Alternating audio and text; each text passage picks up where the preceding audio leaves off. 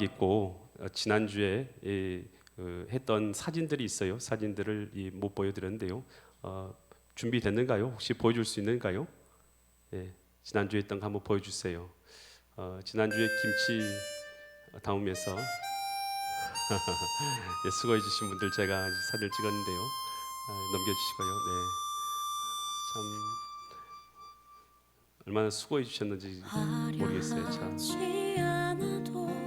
정결하게 사는 삶, 가진 것이 적어도 감사하며 사는 삶, 내게 주신 작은 힘 나눠주며 이것은 2019년도 사진인데요.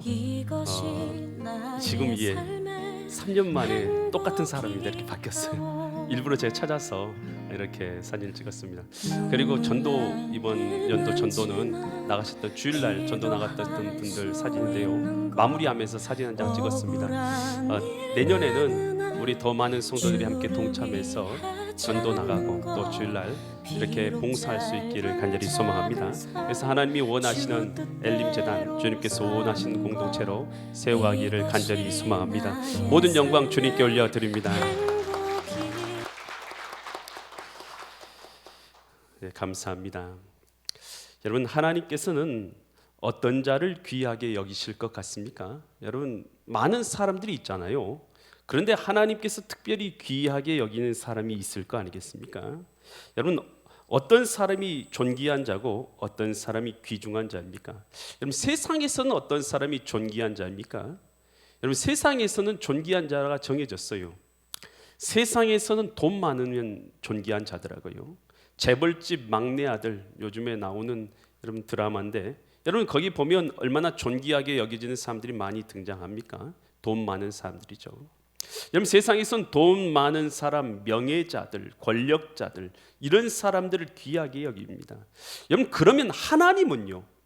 하나님은 어떤 사람을 귀하게 여기시냐는 것입니다. 여러분, 하나님은요, 자기의 자녀를 귀하게 여기시는 줄 믿습니다. 여러분, 우리에게 어떤 자녀가 귀합니까? 여러분, 세상에 많은 자녀가 있어요. 그러지만 누가 귀해요? 내 자녀가 제일 귀하잖아요. 주님께도 마찬가지인 줄 믿습니다. 오늘 우리는 예수 그리스도를 구주로 모셔드림으로 말미암아 영접한 자 곧 그 이름을 믿는 자들은 하나님의 자녀가 되는 권세를 주셨으니, 여러분 예수님 믿으십니까? 예수님이 여러분의 주인 되셨습니까? 여러분, 그렇다면 예수님이 주인 되신 자들은 어떤 자들인 것입니까? 예수님 주인 되면 여러분, 우리는 하나님의 자녀들이고 하나님께서는요, 하나님의 자녀를 귀하게 여기시는 줄 믿습니다. 여러분, 그래서 우리가 돈이 많아서 귀한 게 아니에요.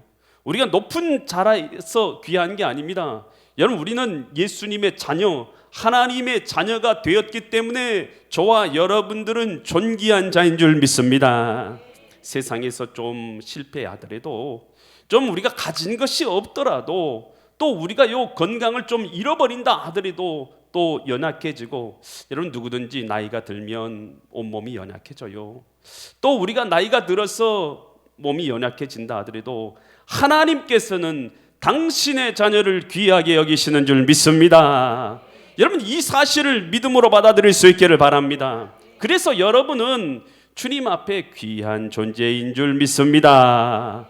오늘 이 하나님께서는요, 당신의 자녀들을 귀하게 여기실 뿐만 아니라 당신의 자녀를 통해서 이루고자 하시는 뜻이 있어요. 여러분도 여러분의 자녀들이 이렇게 됐으면 좋겠다라는 뜻이 있을 거 아니에요. 우리 하나님도 마찬가지세요.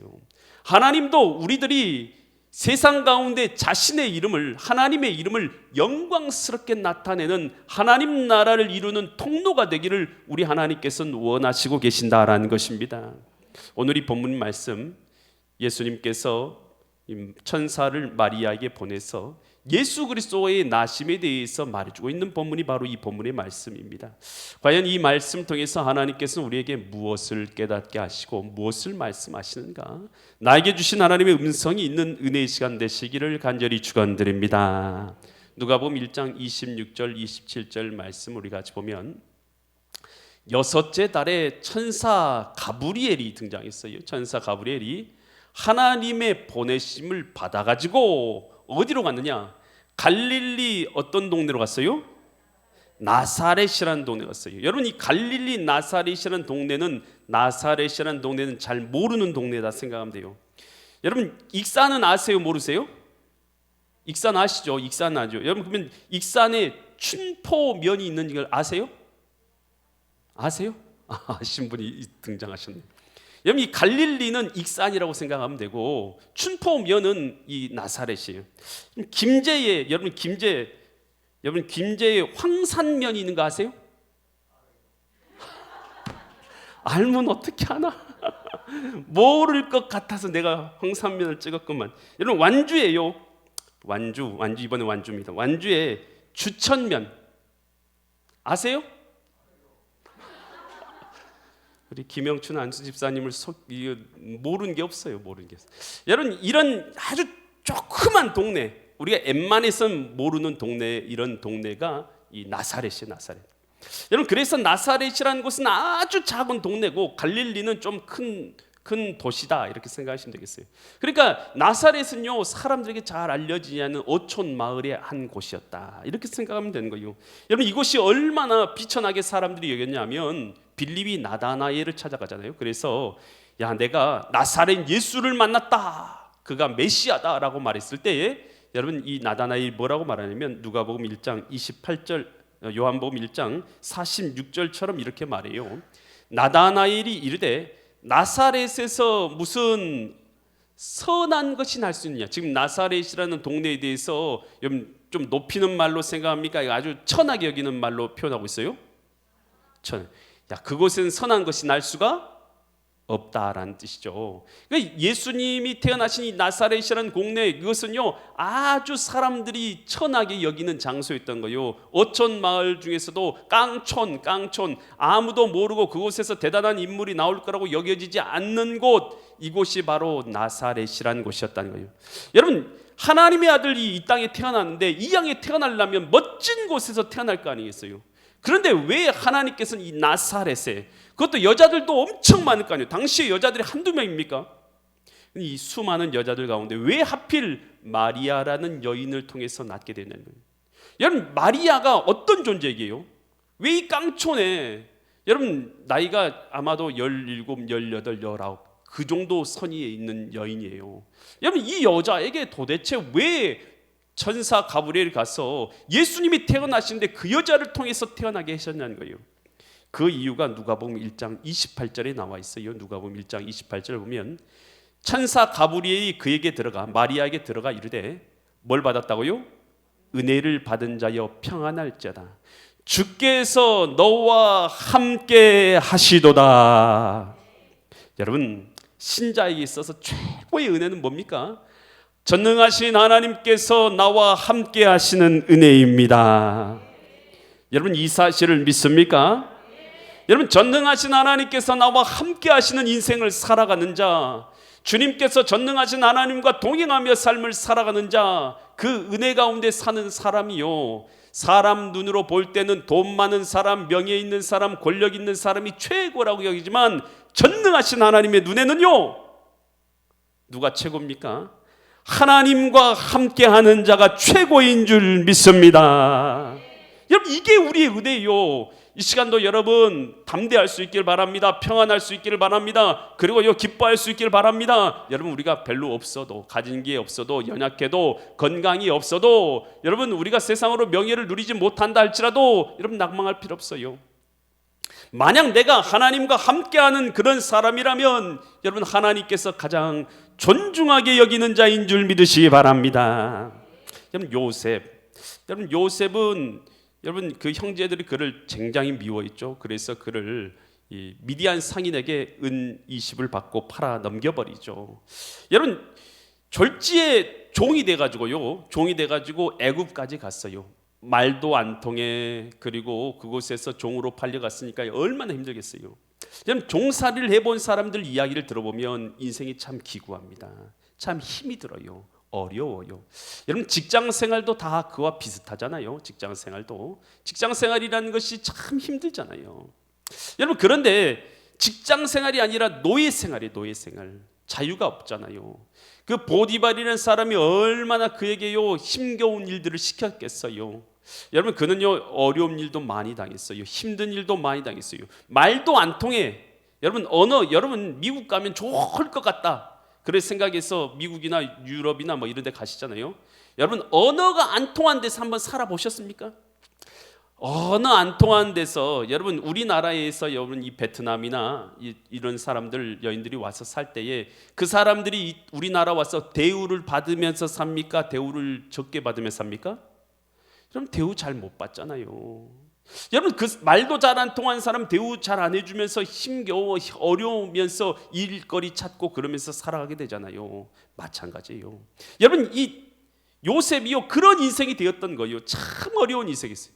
여러분 그렇게 세상적으로는 별 볼 일 없는 종 보디발의 종이었던 요셉. 그러나 창세기 39장 2절로 3절에서 성경은 하나님께서는 그에 대해서 뭐라고 말씀하고 계시냐면 여호와께서 요셉과 어떻게 하셨다고요?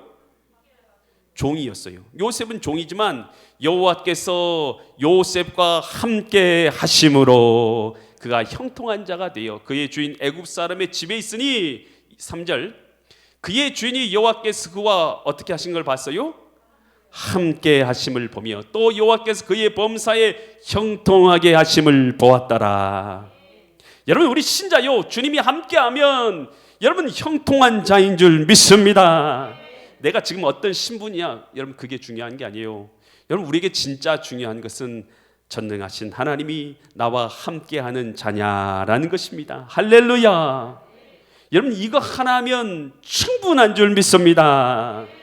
여러분 이 모세 보세요.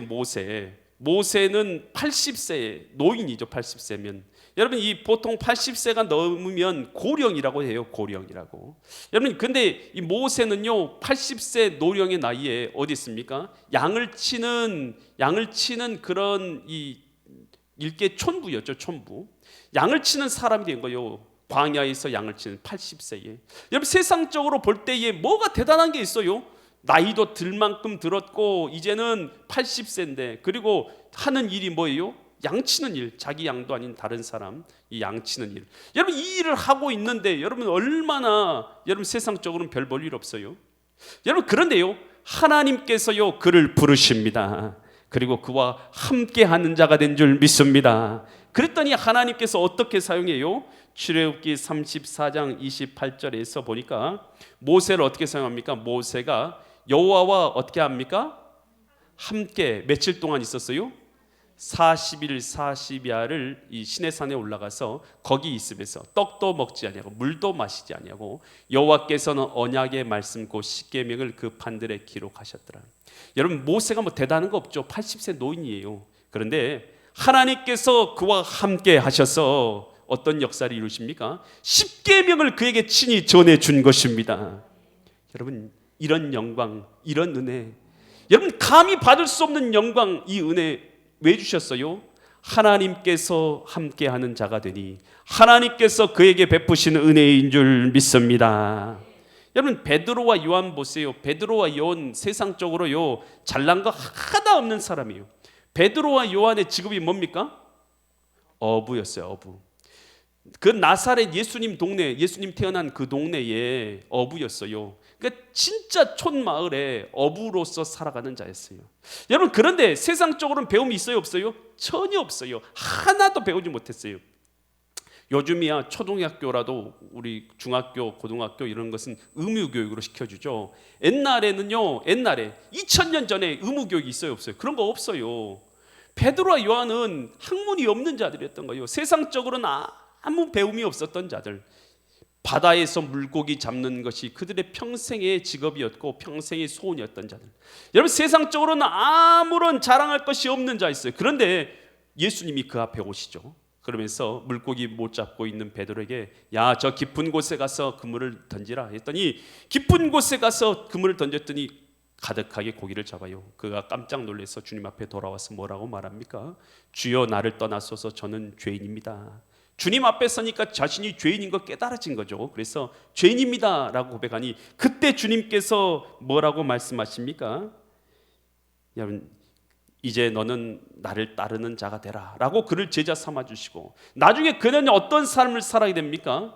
예수 이름 들고 다니면서 사단 마귀를 물리치고 귀신을 쫓아내고 병든 자를 고치는 능력의 사도, 수석 사도로서의 사명을 감당하게 된 자가 누구냐면 베드로입니다. 은과 금은 내게 없거니와, 성전 미문 앞에 있는 자에게 이렇게 말하죠. 은과 금은 내게 없거니와 내게 있는 것으로 내게 주노니, 내게 있는 것으로 내게 주니 곧 나사렛 예수 그리스도의 이름으로 일어나 걸으라. 그에게는 예수님이 있는 자였다는 것입니다. 할렐루야. 여러분, 다 가졌어도 예수님이 여러분 안에 계시냐는 것이에요. 다 가졌어도 예수님이 없으면 생명이 없는 자입니다. 그러나 아무것도 없어도 예수님이 계시면 그는 생명이 있는 자인 줄 믿으시기 바랍니다. 그 주님께서 이사야 41장 10절에서 우리를 향해서 이렇게 말씀하세요. 두려워하지 말라. 내가 너와 함께 함이라. 놀라지 말라. 나는 내 하나님이 됨이라. 내가 너를 굳세게 하리라. 참으로 너를 도와주리라. 참으로 나의 의로운 오른손으로 너를 붙들리라. 여러분, 예수님을 믿으십니까? 예수님을 주인 삼으셨습니까? 여러분, 그러면 주님께서 여러분과 함께하고 있는 걸 믿으시기 바랍니다. 그리고 우리는 하나님의 자녀가 되었어요. 그래서 우리는 세상에서 존귀한 자가 된 줄 믿으시기 바랍니다. 여러분, 이 마리아, 나사렛에 17살밖에 되지 아니하는 이 마리아에게 나타나서 주님께서 천사를 보내서 이렇게 말해요. 누가복음 1장 31절로 33절처럼 말해요. 보라, 내가 뭐하게 될 거라고요? 잉태하게 되어서 아들을 낳을 것인데 그 이름이 뭐가 될 거라고요? 예수가 될 거라는 거요. 32절 보니까 또 뭐라고 말합니까? 예수가 어떤 자가 되면 큰 자가 되는데 지극히 높으시니, 여기 누구를 말하겠습니까? 하나님의 아들이라 일컬지를. 예수님은 하나님의 아들이 태어나게 되는데 마리아가 바로 그 어머니가 되게 하신다는 얘기죠. 질 것이요, 주 하나님께서 그 조상 다윗의 왕위를 왕 중의 왕이라고 이스라엘이 여겼던 다윗의 왕위를 그에게 주시리니, 33절 어떻게요? 영원히 야곱의 집은 믿음의 사람의 대표적인 인물이 야곱의 집이죠. 영원히 믿음의 집, 하나님의 나라의 왕으로 다스릴 것이며 그 나라가 무궁하리라. 여러분, 마리아가 나타나서 이런 얘기를 하는 거예요. 마리아야, 너를 통해서 예수님이 태어나신 만왕의 왕께서 너를 통해서 태어나게 하실 것이다. 그러니까 지금 마리아를요, 누구의 어머니가 되는 자리로 부르고 있는 것입니까? 만왕의 왕 대신 예수님의 어머니 되는 영광스러운 자리로, 그 자리로 불러주시는 것이죠. 여러분, 이 영광스러운 사명의 자리, 여러분 이 상급의 자리, 하나님 나라를 이루는 자리, 여러분 이 자리로 마리아를 부르시고 계신 줄 믿습니다. 여러분, 하나님이 우리를 자녀 삼아 주셨으면, 여러분 하나님께서는요 그냥 있는 게 아니에요. 우리를 향해서 당신의 놀라운 계획을 다 갖고 계신 거예요. 선하신 계획을. 어떤 계획을 갖고 계신다고요? 하나님께서는 당신의 자녀를 향해서 선하신 계획을 갖고 계신다. 여러분, 우리 하나님은요 우리를 향해서요 선한 계획을 갖고 있는 줄 믿습니다. 그 선한 계획은 뭐냐? 나 혼자 구원받는 계획 아니에요. 나를 통해서 하나님 나라가 이루어지게 하는 계획인 것입니다. 여러분을 통해서요 주님의 교회가 세워지게 하는 계획인 것입니다. 여러분을 통해서요 영원히 구원받게 하는 계획인 줄 믿습니다. 이게 바로 사명이지요. 마리아를요 이 사명의 자리로 하나님께서 부르신 것이다 라는 것입니다. 그러니 하나님께서는요 그의 자녀들에게 계획을 갖고 계세요. 선하신 계획, 하나님 나라를 이루신 특별한 계획을 갖고 계셔요. 이것이 바로 사명이에요. 여러분, 이 사명을 우리에게도 갖고 계신 줄 믿으시기 바랍니다. 여러분, 모세를 부르신 하나님, 모세에게 어떤 사명을 주셨어요? 출애굽기 3장 10절 말씀 보면 모세에게 주신 사명이 나왔어요. 이제 내가 너를 누구에게 보낸다고요? 바로에게 보내서 너에게 내 백성 이스라엘 자손을 어디에서 인도해낸다고요? 애굽에서 인도하여 내게. 애굽이라는 곳은 하나님을 인정하지 아니하는 그 우상 숭배가 가득한 장소고 종살이하고 있는 장소가 애굽이죠. 그 애굽에서 인도에서 하나님이 예비하신 가나안 땅으로 인도하기 위해서 그 애굽에서 인도에 내는 지도자로 누구를 삼은 것입니까? 모세를 세우신 거예요. 이게 뭡니까? 사명인 것이죠.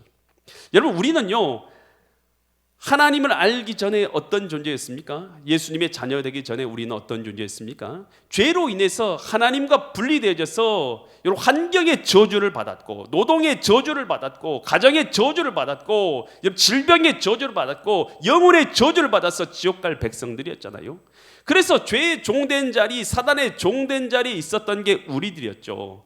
그런 우리들을 주님께서는 우리를 건져주셨다라는 것입니다. 그러니 모세를 애굽 땅에서 건져주신 같이 우리를 통해서 죄와 사망의 종된 자리에서 있는 자들을 건져주는 사명을 우리에게 주고 계신 줄 믿으시기 바랍니다. 죄의 종된 자리, 사망의 종된 자들이 있잖아요.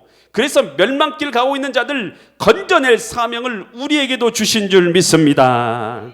여러분, 베드로 물고기 잡는 베드로에게 주님께서 어떤 사명을 주셨습니까? 마태복음 4장 19절 같은 사명 주셨죠. 말씀하시되 나를 따라오라. 내가 너희를 사람을 낚는 어부가 되게 하리라. 여러분, 주님께서요 사람 낚는 어부 뭡니까?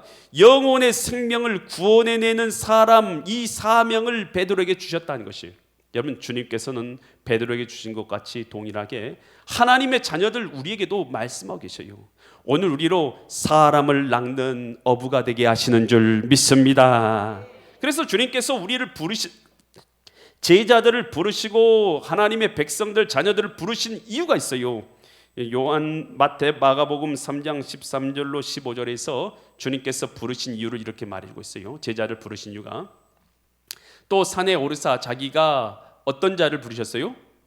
원하는 자들을 부르시니, 이 제자들을 부르신 내용이에요. 나아온지라, 제자들이 다 나왔어요. 그랬더니 14절, 이에 12를 세우셨으니, 이는 그 이유 12를 세우신 이유는 뭐예요? 첫 번째 뭐 하려고요? 자기와 여러분 하나님과 함께 하도록 첫 번째로 부른 거예요. 그러니까 여러분, 우리를 자녀 삼으신 첫 번째 이유는요, 우리가 하나님과 함께하는 삶을 살아가도록 부르신 줄 믿습니다. 두 번째, 또 보내사 뭐 하려고요? 보내가지고 영혼 구원하는 전도도 하며, 할렐루야, 영혼 구원하는 전도 사명을 감당하도록, 하나님 나라 확장하는 사명 감당하도록 이를 위해서 15절, 이에 어떤 권능을 주십니까? 귀신을 내쫓는 권능도 가지게 하셨어요. 귀신 내쫓는 권능 뭐하러 가지게 하셨어요? 복음 전파하도록 하기 위해서. 할렐루야. 여러분, 복음 전파 안 하는데 귀신을 쫓아나갈 이유가 뭐가 있어요? 여러분, 집에서요 텔레비전 보고 있는데 여러분한테 귀신 쫓아내는 능력이 여러분에 무슨 소용이 있어요? 그런 능력, 여러분 복음 전파하는 자에게 필요한 줄 믿습니다. 사명 감당하는 자에게 필요한 줄 믿습니다. 사명 감당할 때, 복음 전파할 때 주님께서 그 능력이 나타나게 하셔서 하나님의 능공이 나타나게 하신 것이지, 여러분 집에서 텔레비전 보면서 밥 먹는데 그런 능력이 무슨 소용이 있습니까? 여러분, 능력이요, 여러분 능력을 행하고 능력대로 살기를 원한다고, 체험하기 원한다면 여러분 주님의 뜻대로 순종해서 복음 전파하는 사람이 될 수 있기를 간절히 축원드립니다. 그런 자에게 하나님께서는 사명대로 능력을 허락하여 주신다라는 것입니다. 그때 그러니까 마리아에게 나타나가지고, 야, 너를 통해서 만왕의 왕 되신 예수님 구원자를 이 땅에 태어나게 하실 것이라, 하나님의 아들을 태어나게 하실 것이다 라고 이렇게 말해요. 그런데요, 마리아가 이 음성 들었을 때에 여러분, 이 말이요 참으로 놀라운 일이고 놀라운 일이긴 하지만, 그러나 이것이요 근심되는 일도 있어요, 없어요? 있지요. 여러분, 마리아는 지금 요셉하고 약혼했어요, 결혼했어요? 약혼이 아시죠? 약혼했다는 것은 아직 같이는 안 산다는 얘기예요. 같이는 안 살고 약혼만 한 거예요. 당시 이스라엘에서 어떻게 했냐, 약혼을 할 1년이나 2년 정도 전에 해요. 그러고 나면 어떻게 하냐, 그동안에 남편은 가서 뭘 만들어요? 아내하고 같이 살 집을 만드는 거예요. 집을 만들어 가지고 그 집을 다 만들었으면 이제 아내를 데리러 가는 거예요. 약혼한 남자가 집을 만들면 그리고 이제 집을 데리러 가는 거예요. 그래서 성경에 나오는 혼인잔치 비유 있잖아요. 그렇게 이제 가서 혼인잔치 비유에 따라서 그 여자 집으로 가는 거예요. 그러면 들러리들이 나와서 신랑이 온다라고 얘기하면 같이 들어가서 잔치를 벌인 거예요. 거의 한 일주일에서 2주일 정도 잔치를 벌이게 되는요. 그리고 나서는 다시 그 아내를 데리고 자신의 집에 돌아오면서 혼인잔치가 마무리되게 되는 것이죠. 그래서 지금 약혼은 했는데, 그러니까 자기 같이 살고 있어요? 안 살고 있어요? 안 살고 있어요. 요셉하고 지금 약혼은 한 사이인 거예요. 약혼은. 그런데 갑자기요, 약혼만 했고 같이 안 살고 있는데 갑자기 마리아가 애를 갖고 애를 낳게 되면 요셉이 어떻게 생각해요? 이 여자가 나를 배반했구나 라고 생각할 거 아니겠어요? 여러분, 그러면은요, 자기가 사랑하는 요셉에게 여러분 그 마음에 얼마나 큰 상처를 주고 서로가요 상처를 받고 헤어질 수밖에 없게 돼요. 여러분, 그뿐만 아니라 당시에는 명예살인 제도가 있었어요. 명예살인 제도가 뭐냐면, 여자가 행실이 방정하지 못하면 그 여인을요 가족들이 죽였어요. 어떻게 죽였냐면 돌로 쳐서 죽였어요. 이게 명예살인, 요즘에도 이 아랍권에서는 그런 일들이 많이 일어나고 있잖아요. 당시에도 그런 게 있었던 거예요. 그럼 마리아가요 하나님의 말씀대로 여러분 잉태하게 되면 어떻게 됩니까? 여러분, 요셉에게 버림받을 것이고 잘못하면 사람들에게 돌 맞아 죽는 거예요. 여러분, 이런 어려운 일들이 앞에 걱정되는 일들이 있어요. 염려되는 일이 있어요. 여러분, 우리가 주님의 뜻대로 순종하려고 하면 염려되는 일이 있어요, 없어요? 늘 있어요. 있기 마련이에요. 주님의 뜻대로 사명대로 살려고 하면 늘 걱정되는 일들, 어려운 일들, 힘든 일들이 늘 있단 말이에요. 그랬는데 이 마리아는 어떻게 하기로 결정합니까? 누가복음 1장 38절에서 이렇게 결정을 하죠. 마리아가 이르되 주의 여종이오니 말씀대로 내게 이루어지리다. 여러분, 이 말이 무슨 말씀입니까? 말씀대로 내가 순종하겠습니다 라는 순종의 결단인 줄 믿습니다. 여러분, 오늘 우리가 주님께서 나에게 사명을 주셔요. 하나님 나라를 이루는 사명, 여러분 순종의 사명을 주시죠. 복음 전파의 사명을, 여러분 봉사의 사명을, 헌신의 사명을, 드림의 사명을 오늘 하나님께서 우리에게 허락하셨을 때에, 주셨을 때에, 오늘 우리가 순종할 때에 하나님 나라가 이루어진 줄 믿습니다. 여러분, 교회 보세요. 김장김치 하나를 담으려고 해도요, 여러분 순종하는 사람들이 이렇게 순종하고 저렇게 순종하고 이렇게 순종하고 저렇게 순종하니까 김장김치가 담아지지 않습니까? 마찬가지예요. 오늘 우리 교회가요 하나님의 뜻대로 세워지기 위해서는요 순종하는 사람들의 순종이 모여야지만 하나님 나라가 주님의 뜻대로 세워지는 줄 믿습니다. 그래서 오늘 하나님 나라가 나를 통해서 이루어지기 원한다면 오늘 우리가 주님의 뜻에 순종할 때에 하나님 나라가 이루어지게 되는 것입니다. 여러분, 빌립 집사가 사마리아에서 복음 전파하고 있었어요. 그런데 갑자기 성령께서 야, 너 예루살렘에서 가사로 내려간 길로 지금 당장 가 라고 감동을 주신 거예요. 그 감동을 들었을 때에 빌립 집사님이 어떻게 합니까? 그 자리에서 즉시 일어나서 예루살렘에서 가사로 내려간 길로 갔더니 갑자기 성령의 감독이 또 뭐라고 말합니까? 야, 저기 마차 지나가는 거 보이지? 저 마차로 뛰어가. 근데 마차로 막 뛰어가는 거예요. 뛰어갔더니 마차를 향해서 그 앉아있는 사람에게 물어라. 너가 당신이 무엇을 입고 있느냐? 라고 물으라는 거예요. 무엇을 입고 있습니까? 뛰어가면서 말하고 물을 때 얼마나 힘들었겠어요. 마차 타고 가는 사람한테. 그런데 그 사람이 뭐라고 말합니까? 이사야서를 말씀을 읽고 있는데 가르쳐주는 자가 없어서 내가 이해할 수 없도다. 그러니 성령의 감동을 따라서 그 말씀을 시작하여서 이사야 말씀을 통해서 그 이사야가 예언한 자가 바로 예수 그리스도인 것을 말해서 증거하게 되고, 그 사람이 예수 그리스도를 구주로 모셔드리게 되고, 그리고 세례를 받고 구원을 받게 되죠. 그러면서 에티오피아에 복음이 전파되게 되는, 교회가 세워지고 하나님 나라의 복음이 전파되게 되는 계기가 된 것이 바로 그 순종과 헌신과 섬김을 통해서 일어나게 된 것이죠. 만약 빌립 집사님이 하나님께서 성령의 감동으로 복음을 전파하라, 영혼을 구원하라 말씀하셨어도 순종 안 하면요, 순종 안 하면 하나님 나라가 나를 통해서 이루어질 수 없는 것 아니겠습니까? 그러나 주님의 뜻께서 말씀하실 때에 내가 아멘 그렇게 하겠습니다 라고, 주의 여종이 주의 뜻대로 되겠습니다 하겠습니다, 마리아가 순종한 것처럼 순종하면 오늘 이 시간 예수 그리스도를 통해서 구원을 받은 우리가 태어난 것처럼 하나님 나라가 이 땅 가운데 이루어지게 되는 줄 믿으시기 바랍니다. 여러분, 이랜드에 이 박성수 장로가 있어요. 박성수 회장. 여러분, 이 사람은 이 연세대학교 식품공학과에 입학하게 돼요. 처음에 대학교 때. 여러분, 그는 나중에 대단한 요리사가 되거나 이 뭐 주방장이 되거나 뭐 이런 가게를 차릴 걸로, 음식 가게를 차릴 걸로 그가 이제 생각을 했어요. 그런데 그렇게 공부를 하는 와중에 갑자기 4학년이 됐는데 근무력증이 발생했는 거예요. 근무력증. 몸에 힘이 쭉 빠져버린 거예요. 아무 막 몸을 딸싹 못하게 된 거예요. 막 움직이질 못하는 거예요. 그래서 어쩔 수 없어서 병원에 입원하게 됩니다. 근데 병원에 입원하니까 글씨도 못 쓰고 옷도 못 입고 이불조차도 못 들어요. 자기 힘으로. 그 무력질이. 그래서 심한 경우에는 이제 전신마비가 온다는 그 천청병력 같은 소식을 듣게 된 것이죠. 젊은 나이에 여러분 그는 아무것도 할 수 없는 처지 가운데 빠졌어요. 그러나 그는 하나님을 의지하는 사람이었어요. 의사는 절대 고칠 수가 없다라고 말했어요. 그는 그 낙심된 가운데서도 하나님께 기도해요. 하나님 저를 살려주시고 고쳐주시라고. 하나님 앞에 끈질기게 내려달립니다. 2년 동안이나 그는 병원에 입원했어요. 여러분 병원에 아파가지고 입원해 보셨습니까? 일주일만 입원해봐요. 얼마나 지루하고 힘든지. 2년 동안이나 그 병원에서요 끈질기게 기도하는 거예요. 그러면서 그가요 하나님의 기이하신 은혜로 그가 몸이 회복되게 됩니다. 그런데 여러분 생각해 보세요. 대학도 자기가 원하는 대학교에서 자기가 원하는 것을 할 수가 없게 됐어요. 식품공학과 나와서 뭐 하겠어요? 아무 소용이 없잖아요. 그리고 나서 그가요 몸도 막 그렇게 성하지 못해요. 그러지만 힘은 이제 회복됐지만 그럼 그가요 할 수 있는 게 없어요. 그래서 하나님께 기도해요. 사업의 길을 열어주십시오.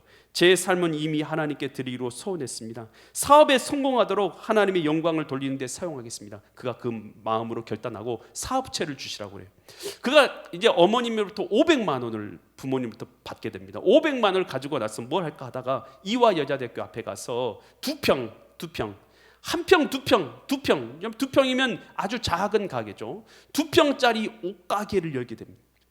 그러면서 옷가게 여는 이유는 뭐예요? 자기 힘으로 할 수 없으니까 하나님께 맡긴 거예요. 그냥 하나님께 맡기고 이것이 잘 돼도 하나님의 영광을 위해서 쓸 것이고 못 돼도 하나님의 영광입니다 라고 생각하고 하나님의 순종의 삶을 살겠습니다 라고 기도하면서 열었어요. 그런데 기이한 도움이 일어난 거예요. 하나님의 기이하신 도움으로 말미암아서 그 곳이요 불티나게 장사가 팔린 것이죠. 여러분 그래서요 이 2평짜리 옷가게에서요 의류 체인점을 만듭니다. 그래서 다른 사람에게 의류를 공급해주는 일까지 하게 되는 거예요. 여러분 그런데 의류 체인점을 그러니까 물건을 받아가지고 동대문 가가지고 물건을 받아가지고요 그것을요 다른 사람에게 넘겨주는 일을 하다 보니까 세금 계산서를 발행을 못하게 된 거예요. 하나님 앞에 자기가 하나님께 전부 다 인생을 드리기로 약속했는데 세금 계산서를 못 내니까 얼마나 죄송해요. 하나님 앞에 너무 창피한 거예요. 그래서 하나님 함께 결단하며 기도합니다. 내가 부당이익을 취하는 걸 원하지 않습니다. 하나님 세금 계산서를 발행할 수 있는 떳떳한 사업체가 될 수 있도록 해주시라고 하나님 앞에 기도를 드리게 된 거예요. 그러면서 결단을 해요. 그때 법인을 만들게 돼요. 그 법인 이름이 뭐냐면 법인 이랜드를 그때 만들게 돼요. 왜요? 세금 계산서를 발행하기 위해서 법인 이랜드를 만든 거예요. 그리고 나서 영업 대리점들을 막 구하기 시작한대요. 불티나듯 팔려요. 그런데 그 중에서 영업 지침 중에 하나가 뭔 줄 아세요? 주일을 기억하여 거룩하게 지키리라 라는 이 지침을 세웁니다. 그래서 주일은 절대 일하지 않는다는 거. 여러분 주일날 일하는 매장들이 얼마나 많나요? 그런데 그 영업 지침 중에 하나가 주일날 예배하고 거룩하게 문을 닫고 그렇게 하는 매장을 열어주겠다는 거예요.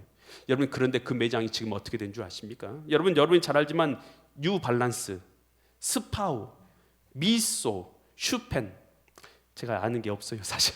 여러분 이 브랜드들 다 여러분 잘 아세요?